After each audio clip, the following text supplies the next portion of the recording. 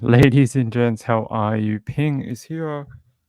Turn down the microphone. There we go. How are you all? Let's get up and running. Whoa, where is my chat? How are you all? Uh, this new setup has some teething issues, unfortunately. It's gonna take a bit of getting used to, I think. How is everyone in the chat? I see people. Danny Mitchell, the chat celebrity. I'm going to show you something from Danny in a minute. Peekaboo Cockatiel's here. Woos is here. Yep, another Maria. Robin Lane.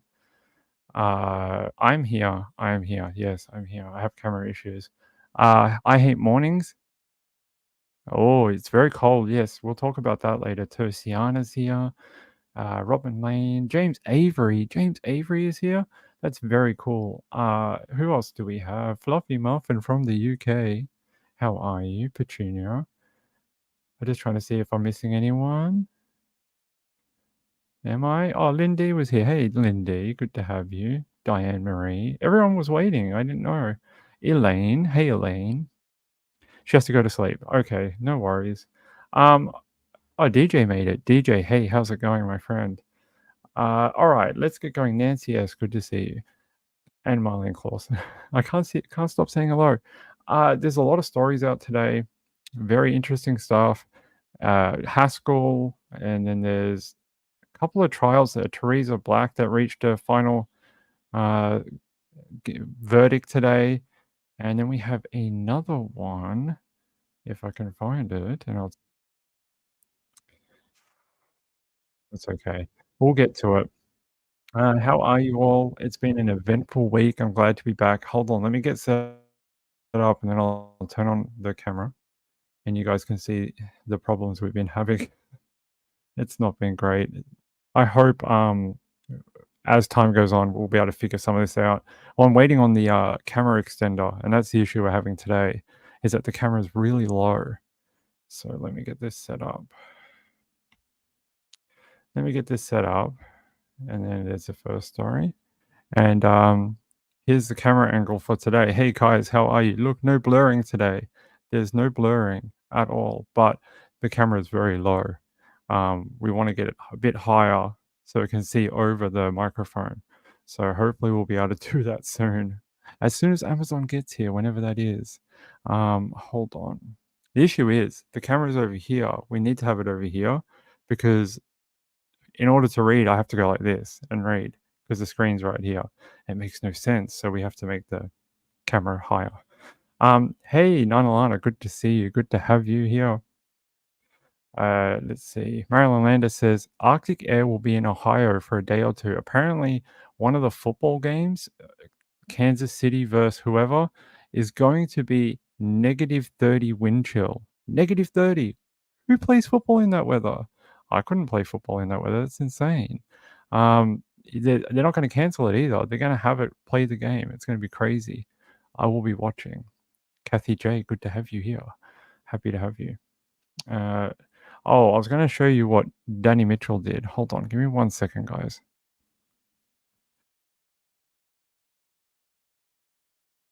Hold on. Let me show you something quickly. Where is Danny Mitchell? Here. Let's share this. Danny Mitchell sent in a Ko-Fi with the name Danny Chat Celebrity. And I was laughing like a drain for like about 10 minutes earlier in response to that. So Danny, thank you. But that was hilarious. I thought it was so funny. It says here, this is a big story from today.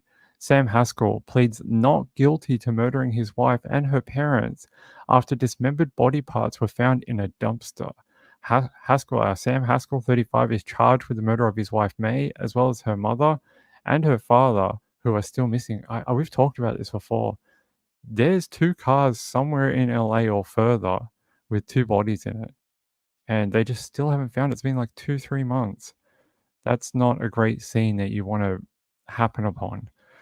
It says here, on Friday, he appeared bare-chested at his arraignment in downtown Los Angeles, where he pleaded not guilty. The judge remanded him without bail back to jail and scheduled a preliminary hearing. I can't talk today. Preliminary hearing on January 16th.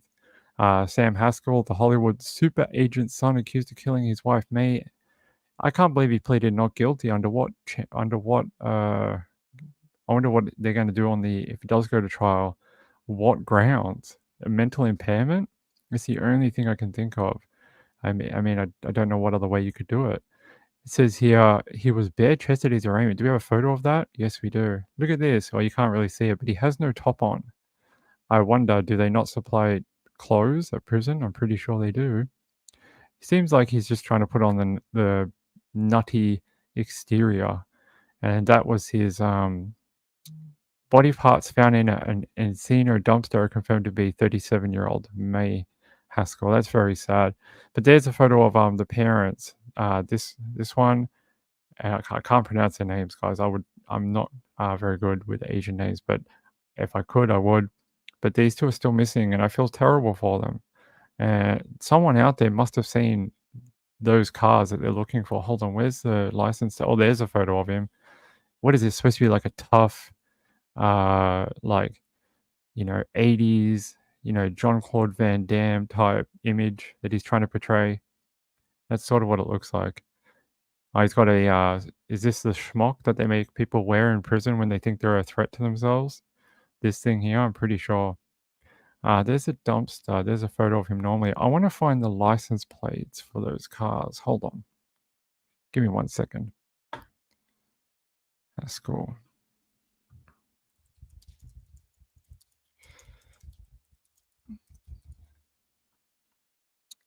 Let me see if I can find the car license plates for you. Sam Haskell missing.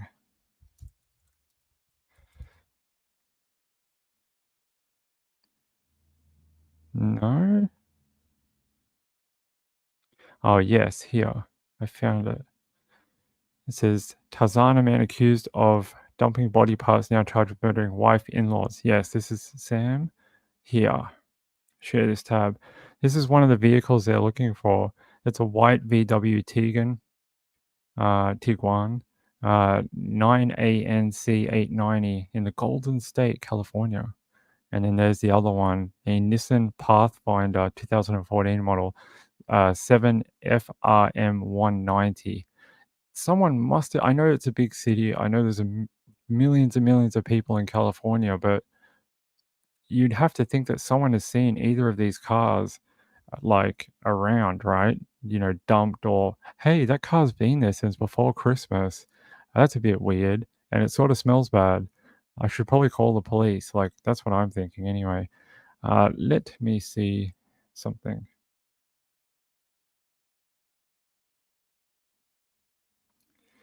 The Knights with Ping. Is that Danny Mitchell's new name for the club?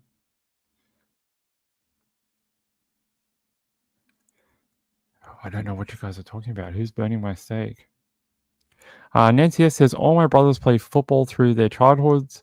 I absolutely hated being in those cold stands. My mom would bundle us up in sleeping bags. In sleeping bags? I guess if it gets that cold, you got to do what you got to do to stay warm, right? Danny Mitchell is the knight with Ping. That's pretty good. That's a good one. Let's see. Let's see. Hey, Catatonic. Good to see you. We're talking about Sam Haskell. I find this case fascinating. I really do. And if it's probably going to go to trial, I would be very interested to know what defense he could possibly even come up with. I I just don't see anything besides he was mentally impaired at the time that could even come close to. I mean, I know there's been suggestions that he's been, mentally unstable or whatever, but there's two people outstanding that are missing. I don't get it. I don't get it. I don't understand how two bodies can just be in two vehicles that are known just nowhere. He wouldn't have had that much time either because they dropped the kids off in the morning, right, for school. Then all that stuff happened in the afternoon. How far away from his home could he have gotten with two vehicles and then having to dump his wife's dismembered remains? He can't have gone far, right? Like, it's not like he could have driven to Arizona and come back. At least I don't think so. At least my opinion, I don't think he could have got to Arizona. Let's see. Let's see what you guys have to say. Oh, catatonics in listening mode. Thank you. Wu says lots of people's defense nowadays is mental instability. I have a video that I'm working on that is about the insanity plea. It's been in the works for like 3 months, and I keep getting to the end, doing the voiceovers, and then I'm really harsh on myself, and then I don't like the way it comes out, and then I scrap it, and then I rebuild the video file, and I try again. I'll bring it out at some point soon, but I got some really helpful stuff from a friend, and they know a lot about this subject. So we will talk about the insanity plea. It'll be interesting. Hey, who's the girl? How are you? Good to see you. Good to see you. I hope you like. This is the only uh, piece of artwork right here. Oh, and that thing, whatever that is. That's a cat sleeping in a hammock. But here you go. There's some pretty weather from Australia for 2024. Uh, Siana says, I wish those maintenance workers had called police and not returned their bags to him. Well, if you put yourself in that situation, you've got your workers with you, and I think one of them was like the boss. What would you do? You'd just be like, how do we remove ourselves from this situation as fast as possible and not get caught up in it, not get killed, not become an accessory after the fact, that type of thing. I mean, they were probably scared out of their mind. I That's what I think. But I agree, it would have been cool if I did they call police? I think they did. They did call police, if I remember correctly. They notified police at hold on. I'm gonna check this. I'm sure that this either they notified police, and by the time the police got there, there was nothing left. Sam Haskell had already dumped the remains somewhere, and then they came back a second time, and that's when they kind of figured it all out.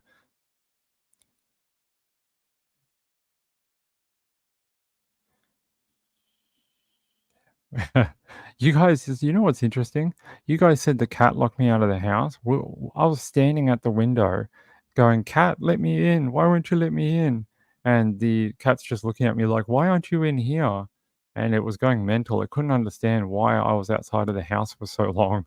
Was out there for like 3 hours, and it didn't understand. It was just looking at me like, "Dad, come inside. Why are you just standing at the window?" Yeah, some really bad day. Marlon Clausen said somewhat like bystander effect. Yeah, possibly. It could be very much like that. Guys, give me 1 second. I gotta fix this. Hold on. Sorry.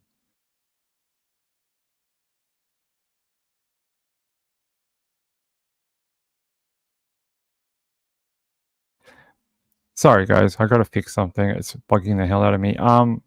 Let's see what you guys. She says very true.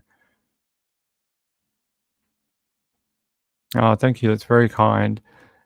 This has been a work in progress. I promise. Okay, here we go. We'll fix it.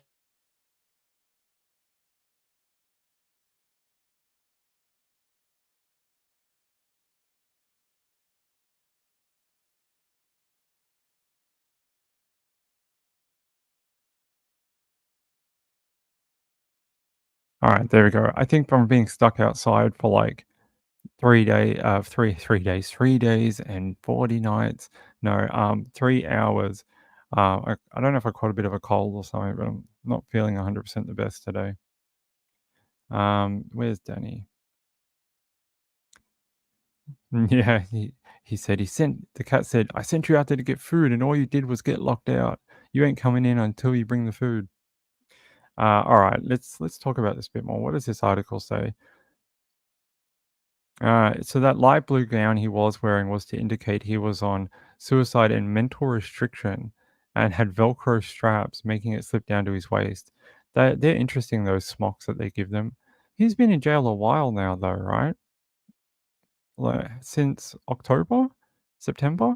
So don't they normally only do that for like the first month or so? So he must be exhibiting signs that he's not adjusting to the prison. Like that's what they look for in prison or jail, whatever the difference is.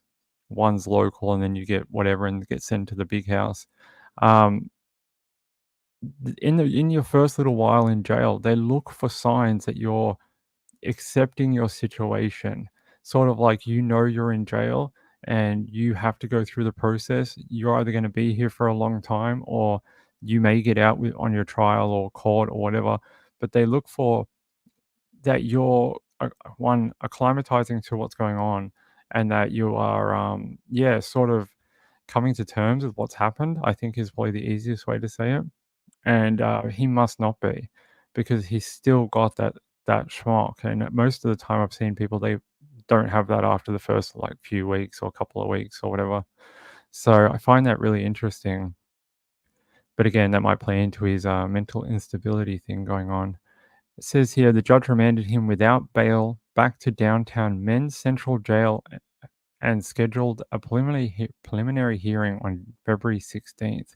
So we only have to wait a couple of more weeks, about a month, for another hearing on this. Where is Men's Central Jail in downtown? Men's Central Jail. Let's have a look. It's 441 Borchette Street in Los Angeles. The Men's Central Jail houses men. Okay, so it's only for people who haven't been sentenced yet. So waiting trial, or who have been convicted of crimes. Okay. The Men's Central Jail is considered one of the largest jails in the world. In May 2013, along with the adjacent Twin Towers Correctional Facility, Men's Central Jail was ranked one of the 10 worst prisons in the United States. Well, that's not a list you want to get onto, based on the reporting in Mother Jones magazine. It also says July 7th, 2020, the Los Angeles County Board of Supervisors voted 4-0 to pursue a plan to close the Men's Central Jail within 12 months. In voting to eventually close the 57-year-old facility, county supervisors said they wanted to focus on community-based programs to treat mental health challenges of those entering and exiting the jail system administrated by the Los Angeles County Sheriff's Department. The vote came amid deliberate inmate reductions during outbreaks of COVID-19 and BLM movements, protests, etc. So that's interesting, but they're saying they voted to close down the jail within 12 months in 2020. It's 2023 and it's still open. So it's not been closed down. Let me see. Wu says he's probably getting more upset because he's still in jail and his dad hasn't got him out. Well, he's got no bail. He's been remanded without bail, so he ain't going anywhere. What is his dad going to do? Call Dolly Parton and get her to bake a file into a cake and dance her way in and be like, "Oh, look, distraction." I don't think so. Gizmo says my daughter had tomcats named Muppet and Gizmo. They were gorgeous black and white cats. Oh, actually, we'll talk about that in a second, Diamond Heart. Yes, I did hear about that. Basically, Chad can't pay for his lawyer, so now Mr. Pryor wants to leave the case and appoint two qualified people who can do death penalty case, capital case. Basically, Pryor is saying that he needs. I think he's also saying he needs more help than what he can provide, and he's not getting paid. So he's done. He did his 3 years. He's like, I'm out. Let's get out of here. Thank you. Hey, Shock. Good to see you. Oh, yeah, there we go. Hey, Shock. Good to see you. Yeah, he quit. We'll talk about that actually. Hold on. I have a link.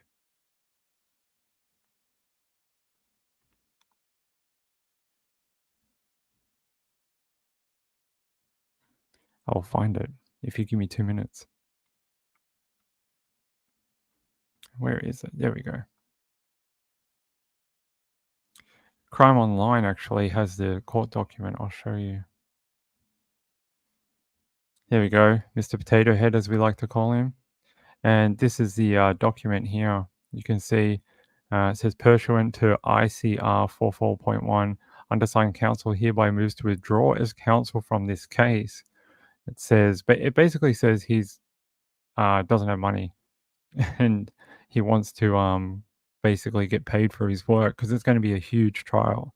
So he's saying that due to the complexity of the trial and how many man hours this is going to be, he can't keep doing it basically.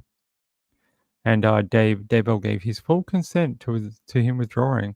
I know this guy copped a lot of crap on social media, forums, everywhere for his handling of Chad, and yeah, maybe he doesn't want his name tied to the end part of it. Maybe he only wanted to be, you know, for the first bit or something. I don't know. It says here, John Pryor wrote in his motion that his client had confirmed that he cannot pay for his services and that he is withdrawing with Daybell's full consent. Chad Daybell's attorney had filed a motion to withdraw from the case and requested that the accused murderer be appointed two public defenders qualified to work on the death penalty case. I think that's a great idea. Um, you don't want someone like Daybell having a botched trial or somewhere where he has some wiggle room later on.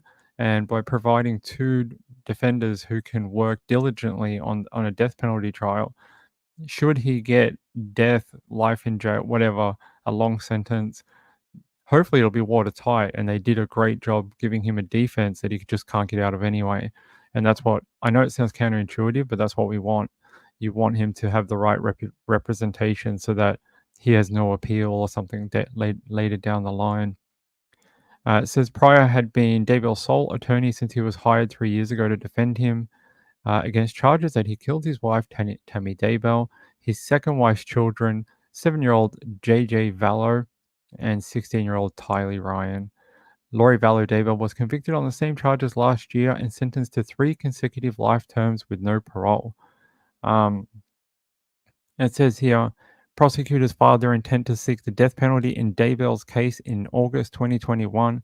Judge Stephen Boyce last month denied Pryor's attempts to have the death penalty taken off the table.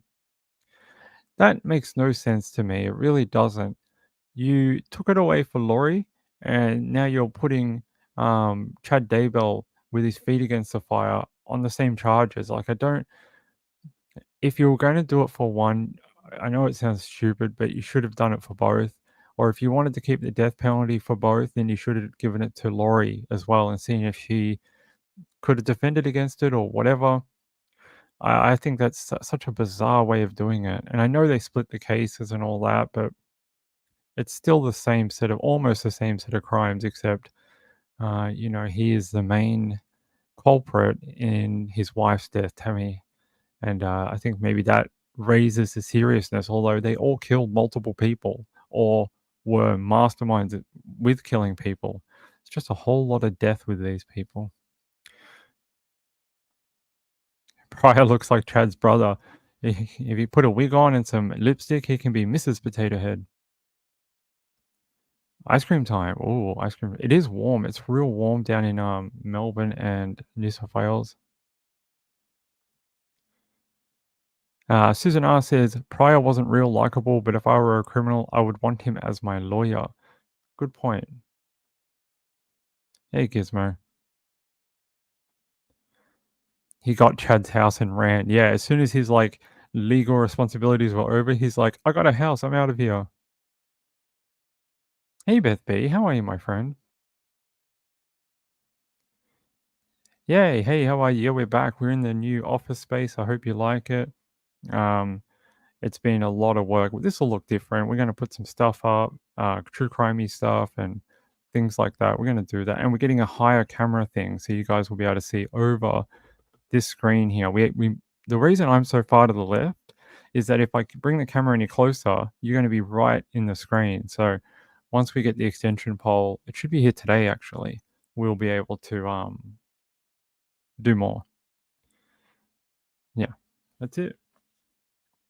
Why it's 71 degrees there or 87 in Melbourne? Is it?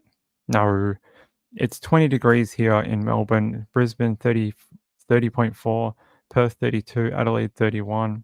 If Adelaide's 31 today, weather moves from west to east here, it probably means it's probably going to be hot tomorrow for Melbourne. Let's see. No, 24 tomorrow. We're getting a cold front. Okay. Guys, give me 1 second.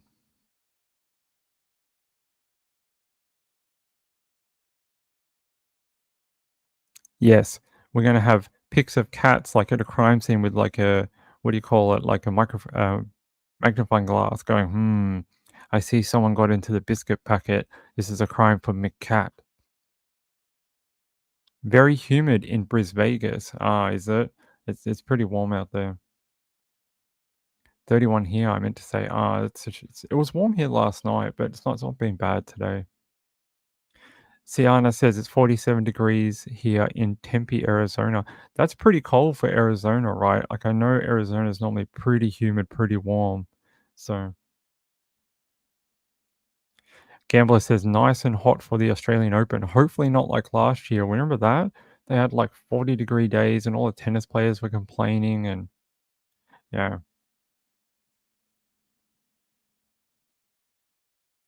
Snow in Arkansas on Monday. That'll be pretty bonkers. I know that Arkansas suffers from bad snow days a lot of the time. San Antonio is supposed to freeze tomorrow? Really? In Dallas too? Someone let me know if Trisha's going to have freezing conditions. Robin Lane says, I wish it was cold here. Yeah, it's hot. It's hot here. Ah, from Seattle. Hey, I hate chocolate. How are you? It's good to see you. Lyndon D says it was 30F this morning in the California desert. 30F. What's 30F? Is that like 1 degree? Hold on.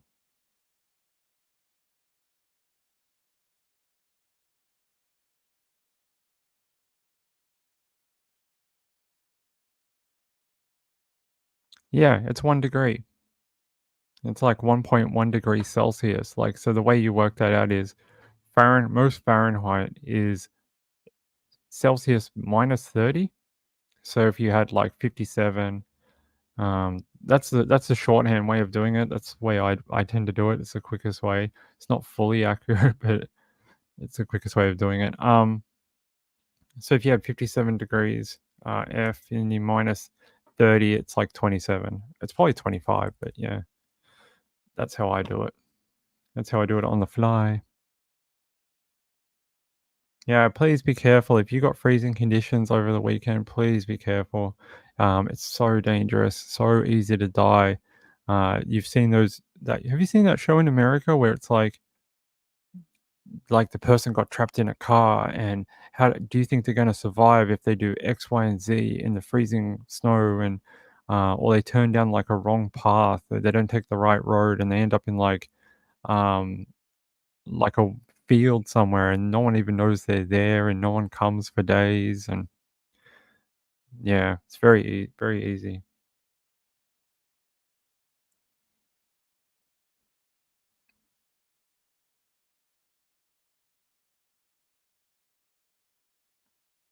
Oh, that's really cool. Robin Lane says my friend is flying to Australia tomorrow for 3 weeks.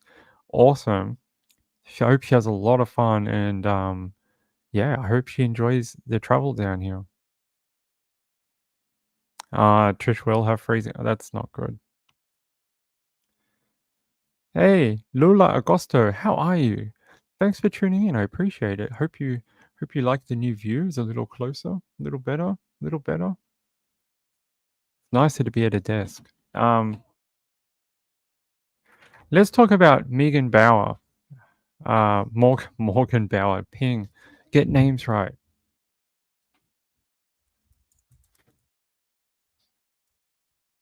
Let me find this news story for you. Here we go. It says missing Morgan Bauer suspect pleads guilty to Portdale teen's murder. There's a photo of her. Really nice looking young lady. It says one suspect has pleaded guilty to the murder of Morgan, a 19-year-old from South Dakota who went missing in 2016 shortly after moving to Atlanta. Jonathan Alexander Warren, who was arrested in Los Angeles October 2023 after a break in the Portdale case, pleaded guilty Wednesday afternoon to malice murder, tampering with evidence, concealing the death of another, and necrophilia. Yes, that's not surprising now I've seen the photo. He entered a non-negotiated plea asking the court to sentence him to life with the possibility of parole. The court believed life without parole was more appropriate given the disturbing facts of the case. Yes. Uh, this is Caitlin Goebel. A second suspect, Caitlin Goebel, was arrested in Peoria, Illinois, the same weekend as Warren. Goebel was charged with concealing a death, tampering with evidence, both are felonies. Both Goebel and Warren were extradited to Georgia, where they were indicted in November. Her indictment is still pending at this time. I feel like we did this case in November when they were first arrested. I feel like we spoke about this. Um, it says, "What is necrophilia?" I don't think I need to explain that to anyone in this chat. I have a funny feeling that every one of you know exactly what that is. But is there anything interesting in here? Well, we'll say it anyway. Necrophilia is committed when someone performs any sexual act with a dead human body. It is a felony offense. Psychologists believe those who commit the heinous act have developed some sort of poor self esteem or significant loss. There is either a fear of rejection or fear of the dead person or death in general. To cope, they make the corpse the object of sexual desire. Analysts also say in extreme cases, a person develops a sexual fantasy over the corpse. In Georgia, someone convicted of necrophilia can be sentenced to between 1 and 10 years in prison. I don't want to go onto this subject too much. It's a really, it's like the murder's bad, right? But when you start getting into this area, it's almost like you've taken it to another level of just disrespect and defilement of your murder victim or any dead body that happened to it. Um, I know we've spoken about it before, but there was a doctor, not a doctor, he a guy in the UK who worked in a hospital, and he broke into morgues, the morgue in the hospital, actually, maybe a couple of hospitals, and he videotaped, took photos, and sexually molested and, R-worded over like 150 corpses, some as new as a few hours from death. Some had been there for a couple of months. And this guy, do you know how they found him? He was raided of his house for two murders in like the 80s. They finally pinned it back to him. And when they raided his house, they found USB devices on the bottom side of one of the desks and a drawer. And they knew someone willing to go to that much effort must be something pretty bad. And when they checked it out, there was hundreds of videos and photos of what he did to those corpses. But not only that, he used Photoshop to digitally alter the autopsy scars, any kind of like bruising or decaying. He was a real, I don't even have a word for him. The lowest of low that can ever be born into this world. That's what he is. Not even human. A human has a heart and cares about others, I believe. I don't believe he's anything close to being what I consider a human. It's disgusting. Really is. And some of them were young children, some of them were elderly people. So this is quite serious. So I don't know if this guy that did this has any other previous history with necrophilia, but I would hope the police are looking into it and maybe asking his psychologist to ask a few more questions. Because I don't think someone just does this. They're not like, hey, we just killed someone. Let's do this for the first time. I don't think so. Let's have a look. Was Morgan ever found? In July 2023, there was a major break in the disappearance of Morgan. Federal agents and investigators swarmed a home on Broad Street in Porterdale, saying there was some sort of connection with the teen. On August 7th, 2023, the Georgia Bureau of Investigation returned to the Porterdale property, saying they found items of evidentiary interest in connection to Morgan's disappearance. It all goes back to the couple that was last seen with Morgan. McClure told Fox 5 McClure runs an organization that provides outreach to exploited women and helped in the search since it began. She was referring to Warren and Goebel. The GBI never detailed what those items of evidentiary interest were, but Morgan's body was not recovered. So her remains are still outstanding. Um, I hope some of the places in America bring in what we're doing here, which is like no body, no parole. And I hope that is brought in so that families don't have to suffer and that they get answers. I mean, I guess it doesn't help if you get life with no parole, but beyond words, right? I think that guy is literally. I've heard of a million cases around true crime and the worst of the worst and this and that. That case to me could be the worst thing I've ever heard of, ever. No words. I don't believe he was married. Catatonic says, I'll have to send you a case about a morgue worker I knew. Ugh. Desecration of a human body. Right. Yeah, it's, yeah, horrible. Hey, sprinkle donut. What is that in relation to? Hey. Hey, thank you. I appreciate it, Lula. Thank you very much.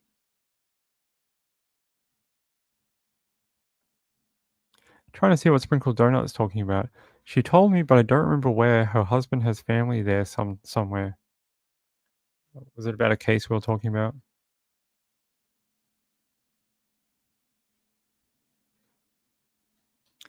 All right. Let's get on to our other story of today. This one was actually sent in by a viewer, Emily Narb, our great friend Emily Narb. What a kind lady. She always sends me great stories. She said that we might like to talk about this. Its verdict reached in the Teresa Black murder trial decades after son's death. It says jury found the mother not guilty on all counts except for one, which was concealing the death of another.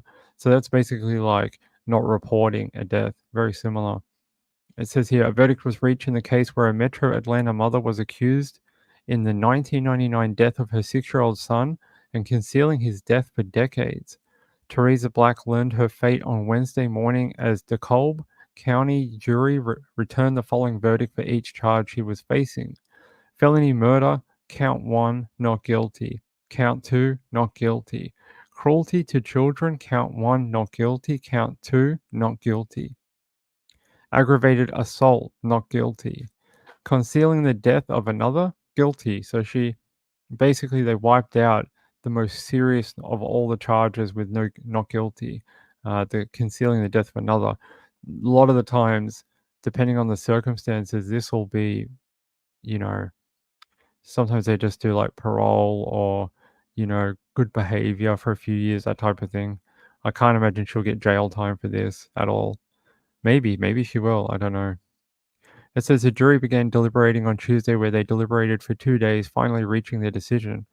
That's a very lengthy jury time frame, and for a case where it's not simple, but you know it's sort of like the one thing they're dealing with, and they must have put a lot of thought into it. They must have really tried hard to come to some sort of agreement. It says, according to a previous indictment record, Black was accused of giving her son too much cold medicine, which allegedly led to his death. The court also accused the mother of striking him in the head with an unknown object and failing to seek medical treatment for him. William Hamilton's remains were discovered in 1999, but it wasn't until 2022 that detectives finally identified the boy and arrested his mum. The verdict came just days after gripping testimony came from the father of William Hamilton and Black's best friend, who described the young boy's character. A video was also released of her police interview when authorities first questioned her about his death. The boy's father, William Hamilton, alleged Teresa even received child support after William had already died. He said, William was already gone and I didn't know that. He said of child support that was taken out of his paycheck after William died. That's horrible. Um, Black's best friend, Ava, testified on Tuesday where she claimed that Black did not regularly bathe William, seemed detached and standoffish towards her son before moving with him to Atlanta in 1998. Yeah, it says here While we respect the jury's verdict, I would be lying if I didn't say I wasn't disappointed. We still believe that she is responsible for William's death. We're glad, though, that Teresa Black will be held accountable. And that was from the DeKalb County District Attorney, Sherry Boston. She said she's disappointed with the result.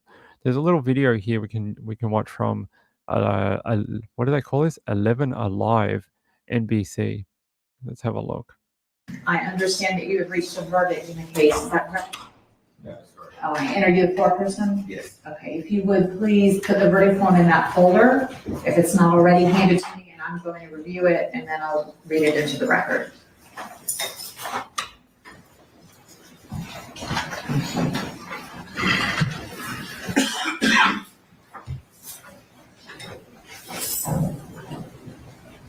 Okay. All right. Let's see, make sure this is signed and dated by you as the foreperson, and it is. All right. In the case of the state of Georgia versus Teresa Black, we, the jury, find as to count 1, felony murder. We, the jury, find the defendant, Teresa Black, not guilty. As to count 2, cruelty to children, we, the jury, find the defendant, Teresa Black, not guilty. As to count 3, felony murder, we, the jury, find the defendant, Teresa Black, not guilty. As to count 4, cruelty to children, we, the jury, find the defendant, Teresa Black, not guilty. As to count 5, aggravated assault, we, the jury, find the defendant, Teresa Black, not guilty. As to count 6, concealing the death of another, we, the jury, find the defendant, Teresa Black, guilty. Signed and dated by the foreperson. Deputy, if you would show this to the attorneys, one of you. Okay, if you just give it to the attorneys for the state and for the defense to review.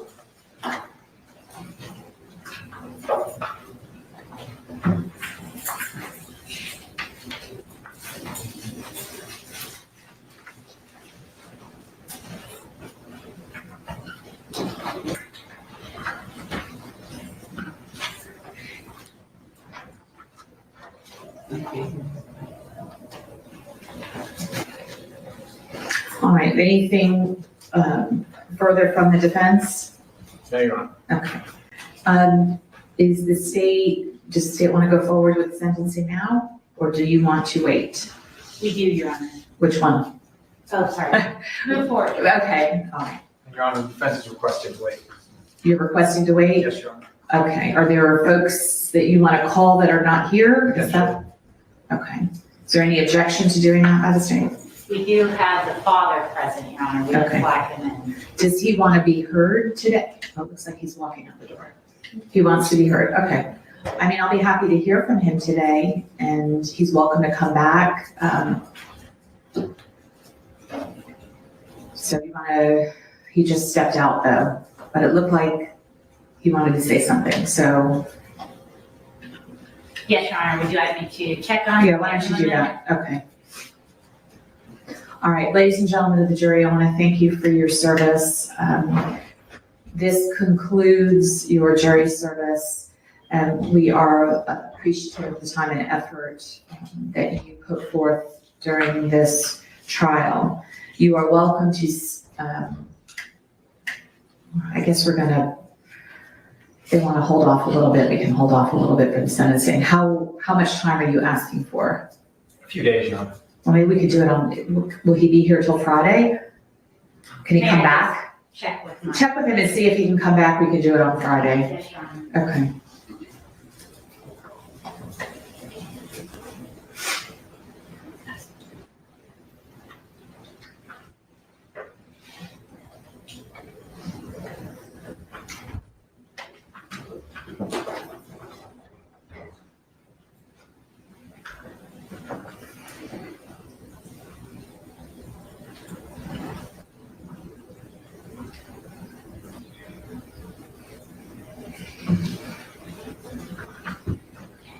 All right, well, regardless of when we do the sentencing, your jury service is concluded and you all are welcome to leave. If you would, but before you do that, I have your juror letters for you. So if you would step back into the jury room for a few moments and let me finish up with this, and then I'll come back and bring you your letters, and then you will be free to go. I'll tell you that attorneys often like to get feedback from jurors.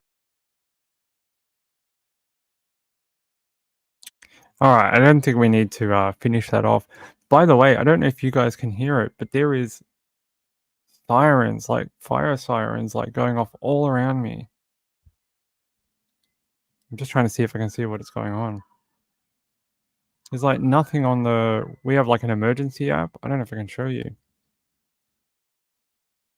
Oh, it's not going to show it, is it? No, it's too bright. Hold on.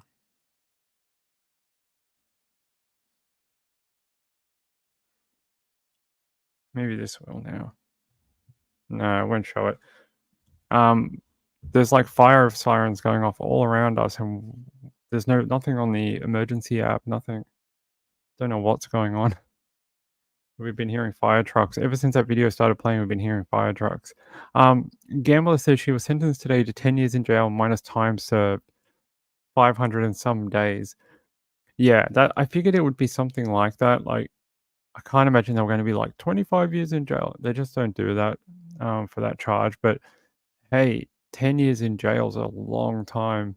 But I did see some people in the chat said due to the testimony that she definitely committed some sort of child abuse. And, fair enough. Makes a lot of sense. 10 years was the maximum. Never a dull moment there. No, never. Check where the cat is. Oh, he's got the matches. That's very kind of you. We did work sort of hard to bring a different location. We've been working on it since February last year, May last year, something like that. And we had some things that came up where it was like a roadblock and we couldn't go further. So we had to wait till that resolved and then we could use this space. It's very kind of you, Robin Lane. By the way, 11 Alive News at 5 p.m. starts. Hey, 11 Alive, this is not your live stream. You're just trying to hog my live stream. Stop it. I would like to thank Robin Lane. It was very nice of you. She sent in a donation that said to help pay for the locksmith. That was very kind. I actually did I tell you I bought a lock-picking kit and I'm going to give it to my neighbor. And then if I ever lock myself out again, I'll be able to just pick the lock and get back in. Hey, Beth B, thank you. I appreciate it. It's very kind. I appreciate it. I just don't like the camera angle. I want to be more face on to the camera like this. I'd rather be talking to you guys like this and you guys can see me, or wow, not that much. Like something like that, but Shad Hunter, good afternoon. Hey buddy. Whoop. Hey buddy, how are you? All right, shall we do another live stream? Should we do another story? I had some people contact me asking me if there's anything new in the Patterson case. Yes, in about 8 weeks' time, she will be going in for an arraignment type. I think it's an arraignment, but it's basically her first court visit where the judge will decide if there's enough evidence for her to stand trial, and what technicalities and what level and this and that on what charges. So that'll be very, very interesting. I think that's going to be about the next thing that we're waiting for. Hold on, let me just check. Let me check Erin Patterson. Oh, actually. Pair accused of robbing house of alleged triple murderer Erin Patterson. Patterson allegedly served death cap mushrooms to visitors at the residence, 3 of whom later died. So it says 2 people are under arrest following alleged burglary at the home of the triple murderer Erin Patterson in Victoria's East. 49-year-old is currently behind bars. Yep, we know that. So it says here, a person claiming to be her friend took to social media on Wednesday to ask for help after the Leon Gather home was allegedly robbed. They said, need some help from the community. We've had a friend's place or a friend's house broken into in Leongatha 3 times over the 3 months or so. The Post claimed several items had been stolen, including a car, televisions, and vacuum cleaners. It included several images of a person on what is believed to be the dock of Patterson's home wearing a cap and clothing over their face.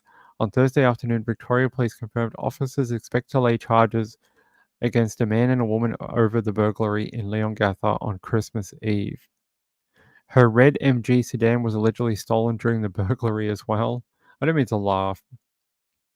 It says a woman 23 and a man 18 from the Melbourne suburb of Cheltenham was arrested in the allegedly stolen car at 1 a.m. on Thursday. I think they must have known, well, she's in jail, and they probably figured due to the rift in the family, the children probably wouldn't be there. They're probably with their dad, and that probably no one else is at the property because they've all sort of estranged from Erin, except for her closest friends, which and her family.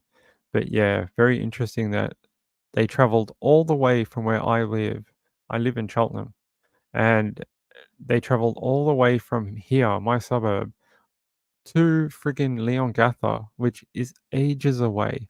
It's hours. Like it's not 2 minutes away. Hold on, I can tell you.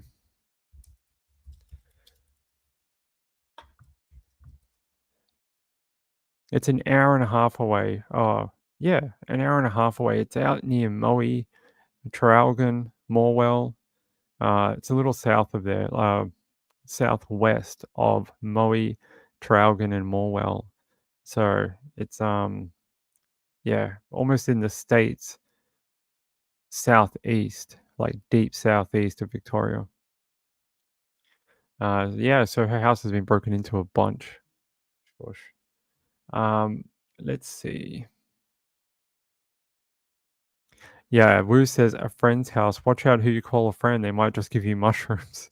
I know, right? Oh, is Emily Narb here? Emily Narb, we just spoke about the story you sent me earlier. The woman who, Teresa Black, the woman who, was found not guilty, but people suspect that she had something to do with her child's death.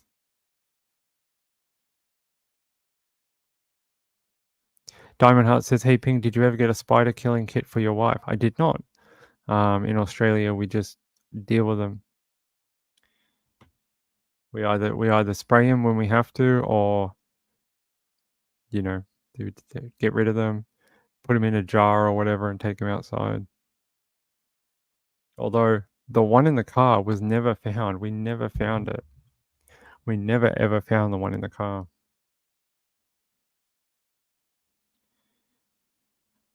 Hey, thanks, Emily Narb. I appreciate it. I should look more this way for you guys. Yeah, I really appreciate it. Thank you. It's been a work in progress, so you guys will have me here from now on. Guys, give me 1 second.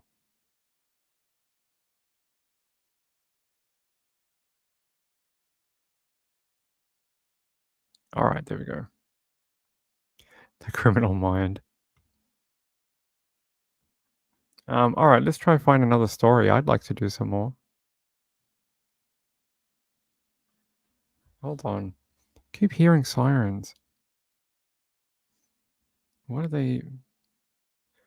It's bizarre. There is no fire on any of the apps here. No.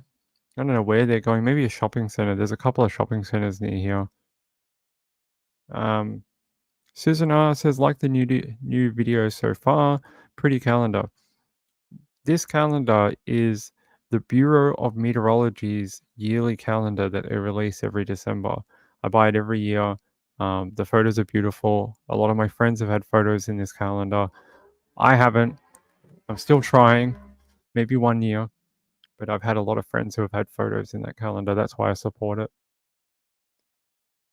All right, let's find something else to talk about instead of just rambling. This is interesting. Brian Koberger's defense to get portion of investigative genetic genealogy information. Genetic genealogy, it's the word of the of the year.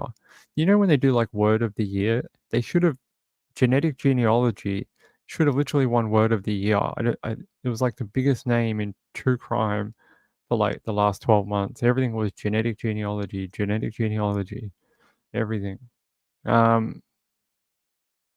It says here the Idaho Statesman judge responds to Brian Koberger's request to receive some DNA records in murder case. Okay, that'd be great. All right, there we go.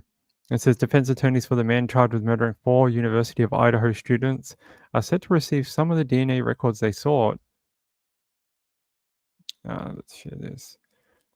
It says, yeah, some of the DNA records they sought after the judge in the case ordered the state to turn over a portion of the information that prosecutors have acknowledged was used to initially identify Brian Koberger. Judge John Judge of Idaho's 2nd Judicial District filed the order Thursday evening concerning the release of details about the use in the case of the advanced DNA technique known as investigative genetic genealogy, or IgG. The order published to a website that houses the Koberger case's court record Friday afternoon. IgG involves taking DNA from a crime scene and submitting it to an online genealogy service similar to 23andMe and Ancestry.com to build a family tree and locate criminal suspects. A leather sheath used for a K-bar knife was found at the off-campus home where the U of I students were killed. Investigators located a single source of male touch DNA on the sheath's button snap, which was later linked to Koberger. But which IgG records the defense will receive through the criminal legal process known as discovery is unclear. Judge's orders stated that only some of the information would be delivered, all of which is under seal. Says here in quotes, the specific material to be provided is set forth in a sealed order to protect the privacy of the IgG information, including individuals on the family tree. That makes sense. There's probably a lot of people far removed from Koberger and his mum and dad and sisters or whatever that don't want any part of being associated with the Koberger case. I can't see that, can't see them being like, oh, that's okay, you can release my information. I don't mind. Yeah.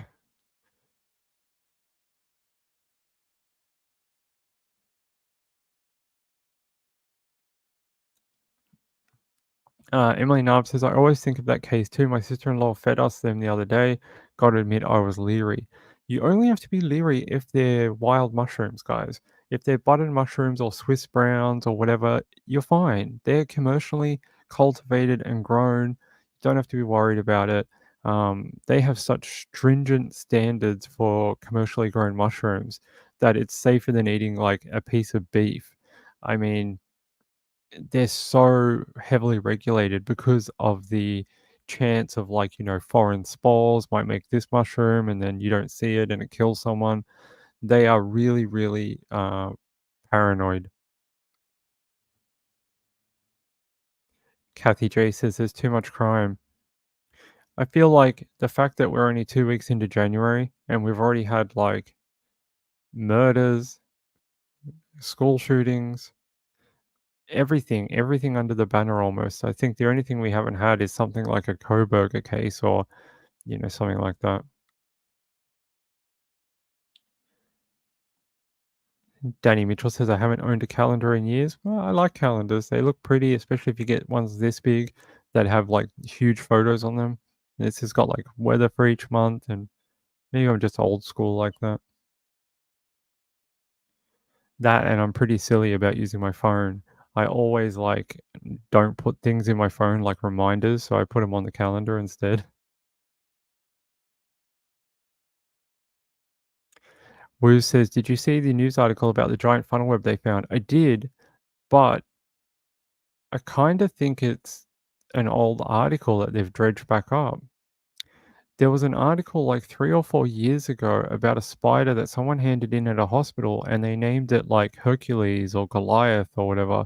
And it's the same story this time. Someone handed it in at the hospital. It's the largest one they ever found. And I just think they release it every summer and spring just to remind people to, if you see a funnel web and you can capture it, take it to the hospital. Yeah, actually, this is an interesting bit of information. You guys outside of Australia might not know this. In Australia, if you find a funnel web spider, one of the most deadly spiders in the world, you are asked to capture it, put it in a little tub, and take it to a hospital where people from the Australian Reptile Zoo in Sydney will come and grab it. They take the spiders and they milk them for their venom to make funnel web anti-venom. And they can only do it with the help of people like, sending in spiders. Like they can't go out there and capture them themselves. And they do have a breeding program, but apparently they're a little finicky to breed. So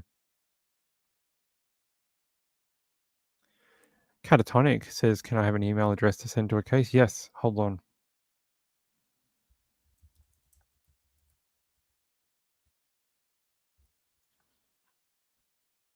There you go. Be on the safe side, Pink. Yeah, I'm not capturing any. Funnel webs don't live down here. Although the ones that do are not as venomous as the ones that live in Sydney. It is interesting, right? I bet you guys didn't know that. So it is a weird little program we have down here. Diamond Heart says, hey, did you hear they are investigating Christopher Tapp's death as a murder? Really? Hold on. Is that for real?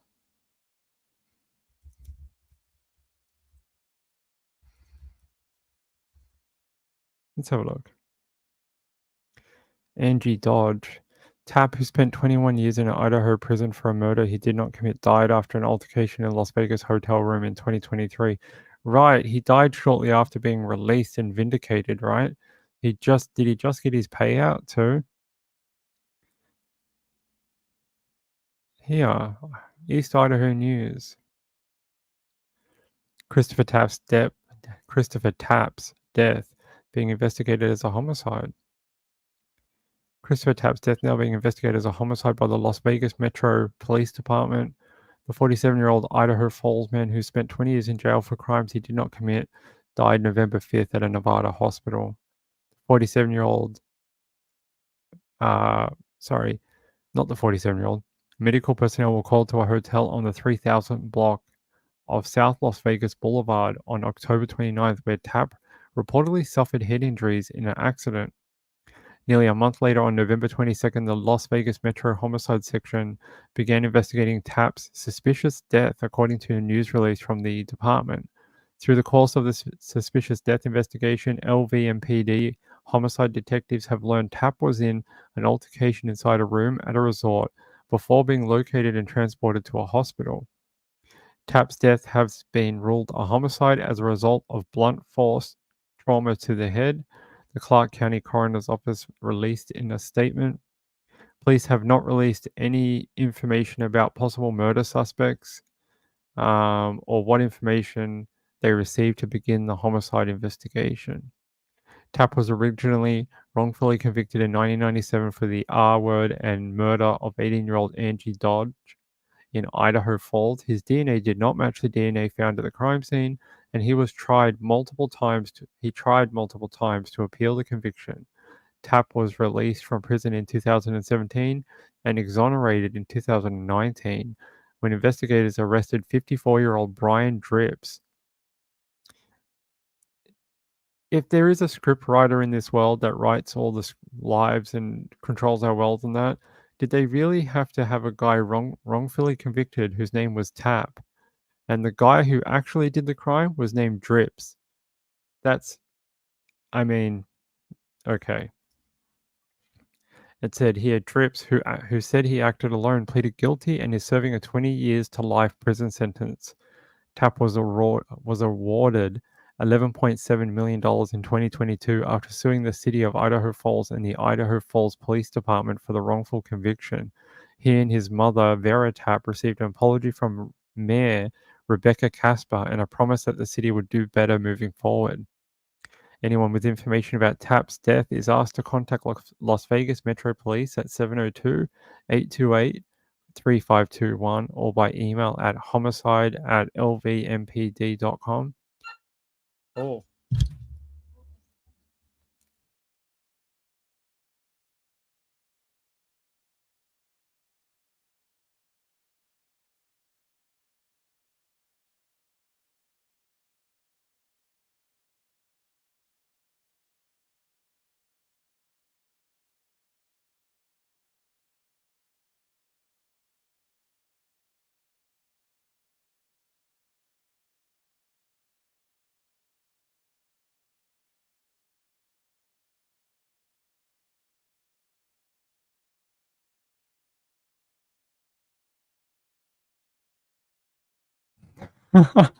Sorry about that, guys.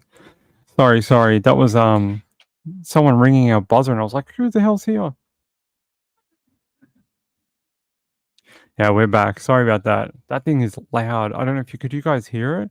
It's so loud, it shocks you. Hey, new subscriber from Nova Scotia, Canada. I love Nova Scotia. Thank you very much for subscribing. I really appreciate it.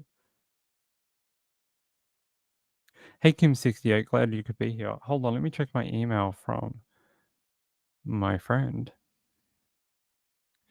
Where is it? Did Catatonic, was it Catatonic who asked for the email? Let's see.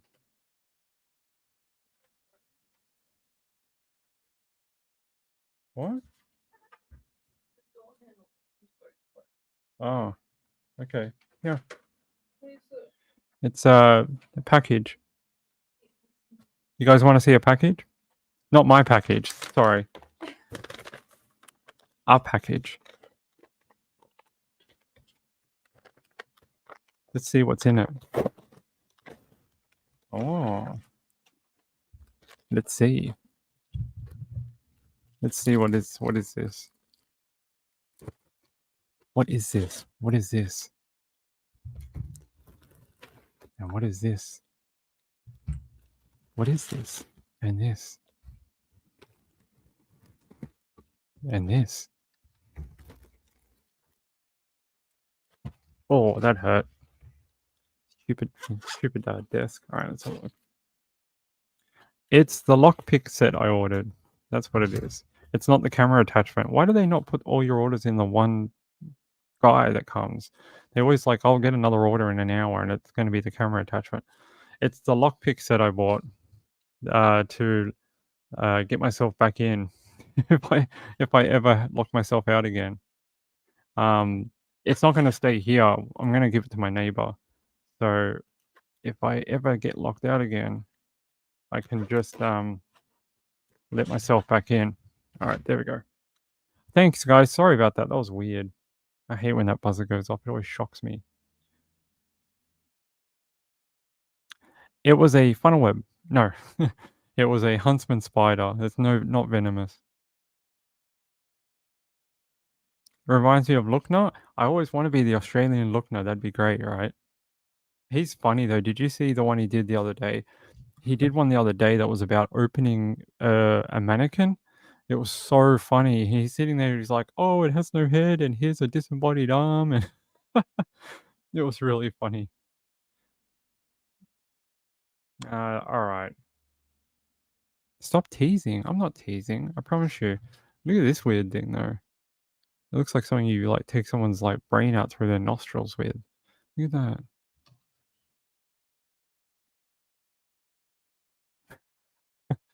Yeah, that might happen. My neighbor's a bit odd. I knew that Lookner wrote episodes for was it Saturday Night Live or something like that?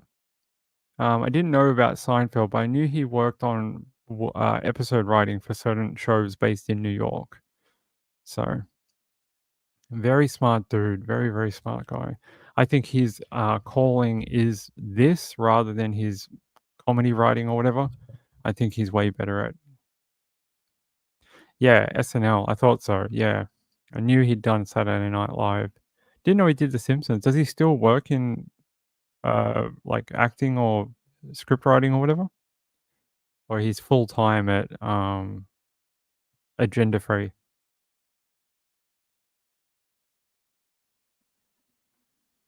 Oh, Michael Martin in Murum Murum Murwill Lumber. I can't pronounce it. I'm Australian. I will have a look. Hold on, Michael Martin. Let's have a look.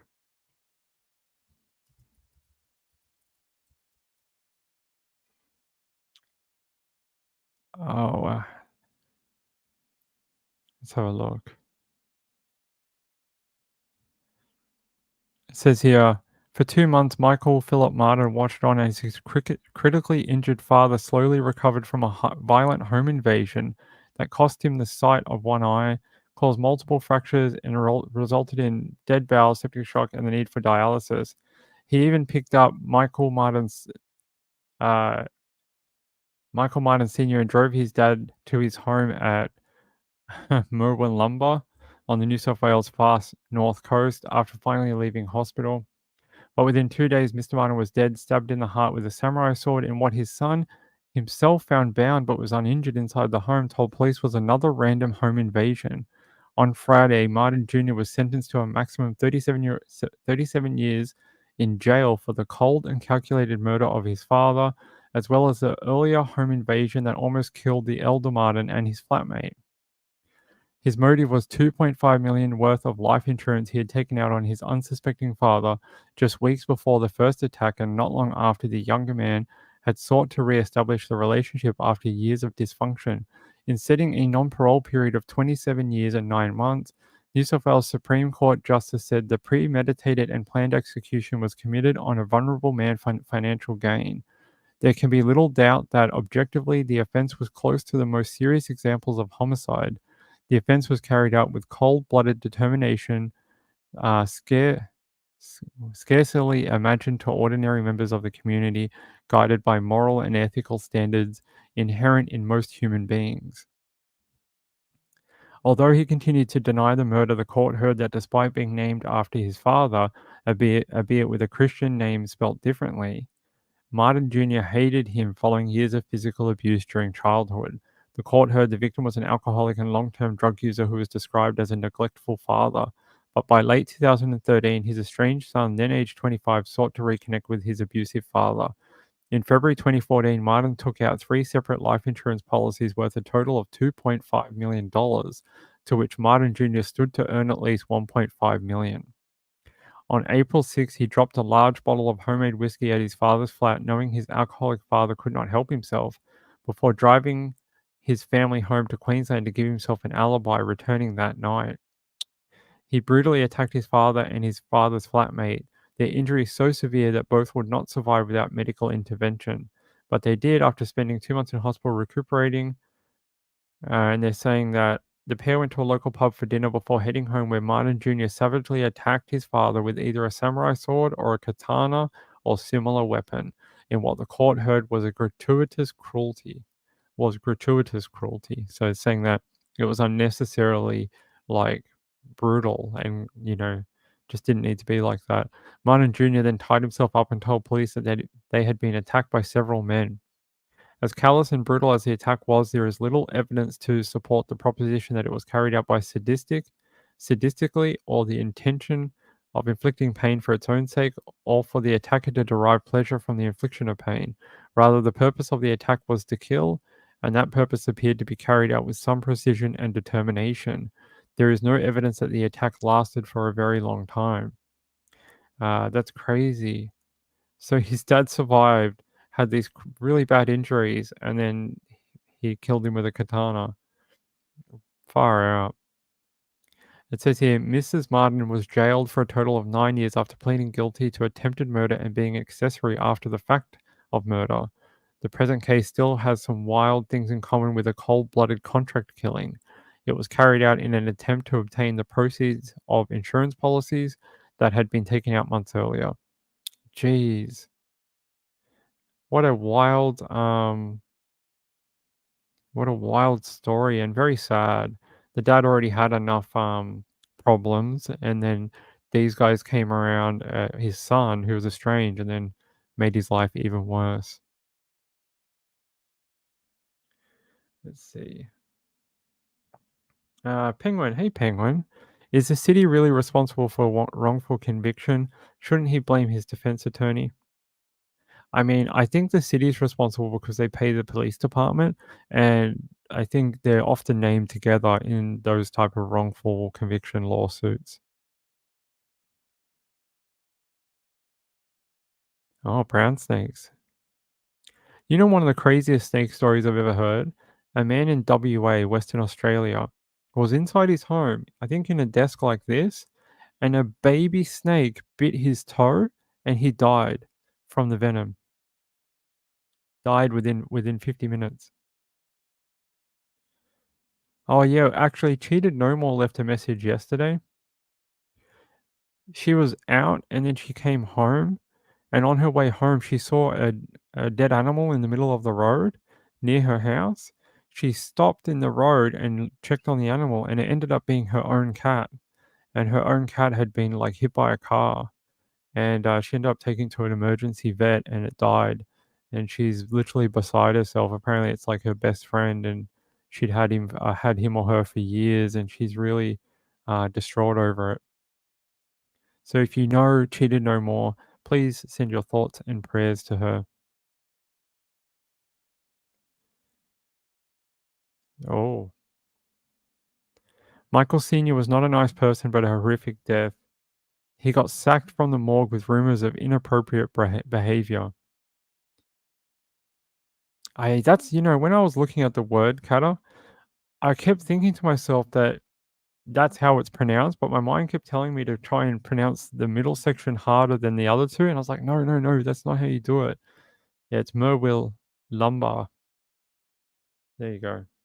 I hate Australian Aboriginal town names. Every second town in Australia is an Aboriginal name, and they got like multiple L's, Y's, W's, U's, R's, like B's, A's, just like hundreds of them. Like you gotta get kind of good at it. And in my 40 years on this earth, I have not been very good at it. Yeah, it's pretty bad. She's had such a hard few years for her to lose her pet like that. Very, very horrible. Oh, Fluffy Muffin says, My mum once found a live snake in her toilet. It was in the water, and the water was bubbling where it was breathing. Her neighbor came and got it. It had escaped from their house. Oh my God. Sometimes they are found down here too in people's toilets, and they come up the drain pipes or stuff like that. It does happen. Kim68 says, Some sad news. Our little puppy um, we've had for 3 months died last week by a brown snake bite. Oh my God, how horrible. I'm so sorry to hear that. I'm sure you and your children are distressed over it. That's horrible. It's such a fun time to get a puppy because they're so little and floppy and yeah, it's not very nice. Sorry to hear that.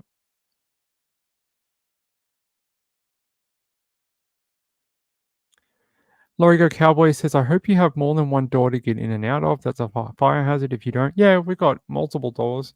There's one here too. There's one over here. And there's one over there. You guys just can't see it. It's more the fact that this one here is really secure.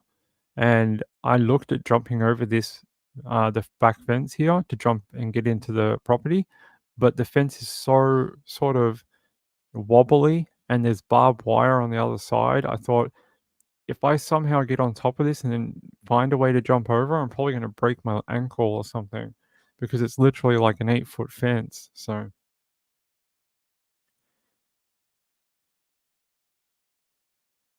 hey, Shelby, good to see you.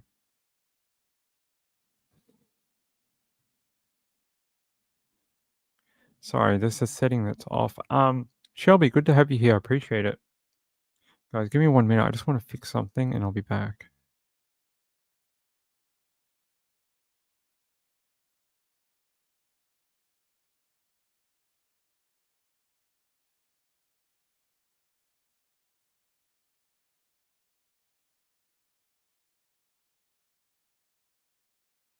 Is Trish doing a show today? Let's see. Let me see if she's got a show lined up. Yes, she does. Do you guys I'm gonna get out of here in a couple of minutes and yeah, get Trish on. I really hope you have enjoyed the new digs and thank you for waiting so long during that week. I know that was a really long week. It was about 10 days actually. And I appreciate all the subscribers who stuck around and waited it out. We're going to be here from now on, and on Sunday we will be back to our regular schedule. Sunday through to Thursday, Friday each week we do. And yeah, we'll be back full time next week. So I really appreciate it. You guys are amazing. Thank you to Robin Lane, Danny the chat celebrity, and who else was it? Oh, I don't want to say this person's name. Hold on. We try to give people the privacy we can, so I want to see if they left their chat name. Hold on. Come on, slow web page.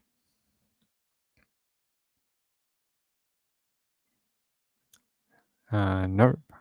Oh, there. Here we go. It's really slow for some reason. I don't know what's going on. The net's acting weird. I don't know who that. It's not loading. I don't know why. It's from. Oh, here we go. Oh, it just says somebody. It doesn't even give me a name. I do know the name because it shows here. I'll just say LD. LD, thank you so much, Robin Lane, and my friend Danny, the chat celebrity. You guys are all amazingly kind. I really appreciate it. Oh, it was Catatonic. Oh, thank you, Catatonic. Sorry, I don't know why that webpage was playing up. But thank you. You guys are extremely kind. Thank you for supporting the show. Thank you to the replay crew. If you're on the replay crew, you want to come out and put down a comment, I would appreciate it. That's it for tonight, everyone. I hope you had a fun night. First real full night back at the correct time. We'll be back. I'll come back tomorrow too. So we'll be back tomorrow. And we'll have a bit of fun tomorrow night, Saturday night. And oh, we're down to 603. We were at 606 the other day, so I don't know what I've done to upset people, but oh well, we'll win them back. We'll win them back eventually. Yeah, come back and comment under the video would help out. Yeah, I don't know. I think people got annoyed because I was off for the week, but I left so many warnings that I would be away for the week. I don't know if people just don't watch or whatever, or they just didn't hear about it, even though I made 2 community posts. I don't know. But I tried to tell people I wouldn't be here while we did this. But yeah, no worries. We'll win them back. We'll win them back. Yes, thank you. Thank you very much. Good night, everyone. Live from Melbourne, Australia. My name's Ping. This was Nights for Ping on a Friday night. See you later, everyone.